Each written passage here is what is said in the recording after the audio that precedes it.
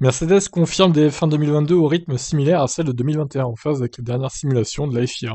Alors je croyais que les dernières simulations donnaient 2 à 3 secondes de tour plus lentes. Tout le monde se contredit en fait là, c'est n'importe quoi. Au départ, on s'attendait à ce que la nouvelle spécification des voitures soit considérablement plus lente, mais Mercedes a confirmé, elle aussi, que ce ne serait pas le cas.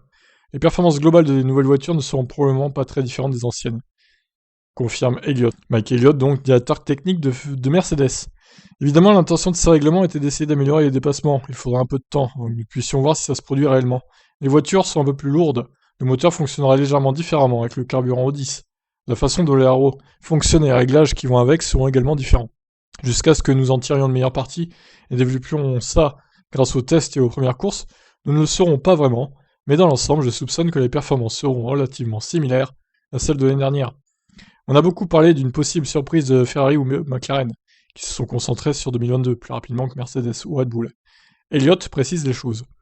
L'une des plus grandes difficultés avec le développement de cette voiture a été de savoir combien de ressources nous pouvons y mettre.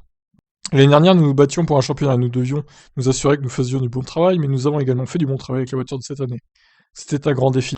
En particulier maintenant, les réglementations sont telles que nous avons un plafond budgétaire et nous avons également des tests très limités dans la soufflerie. Nous avons donc dû choisir très soigneusement les ressources dépensées sur la voiture 2021 par rapport à celle de 2022. J'ai vraiment hâte de voir ce que ça donnera, cette nouvelle monoplace en piste. Il a ajouté que la nature des changements fait de la période hivernale une période bien différente des précédentes. Lorsque vous avez un nouvel ensemble de réglementations, c'est un nouveau défi, d'autant plus que là nous repartons vraiment de zéro. La plupart des années, lorsque vous avez des réglementations qui bougent, juste un peu ou pas du tout, vous avez une bonne base et vous avez donc une assez bonne idée de ce qui est bon à faire. Vous savez quel type de gain vous devez réaliser à partir de la voiture de l'année précédente. Vous pouvez en quelque sorte travailler sur une direction de réglage plus fine pour trouver tous ces gains supplémentaires.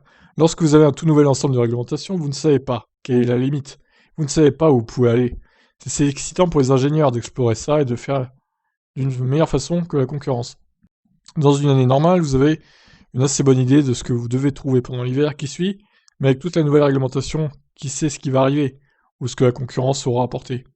Quant à l'impact plus large des nouvelles règles, Elliott ajoute que pour nous, en tant qu'ingénieurs, il s'agit d'un défi d'ingénierie, de se demander ce que nous pouvons faire pour rivaliser au mieux avec nos adversaires. En tant que fan, ensuite, ce que nous voulons, c'est une grande compétition, nous voulons divertir les fans, nous voulons qu'ils apprécient ce qu'ils voient, et espérons-le, ce nouvel ensemble de règlements apportera vraiment de bonnes courses. Eh ben, c'est évidemment tout ce qu'on souhaite, des dépassements en pagaille, etc. Des courses disputées, bon, sur le papier ça a l'air intéressant, maintenant est-ce que ça sera la réalité? On verra ça. Je vous laisse réagir, qu'est-ce que vous en pensez? Ciao ciao.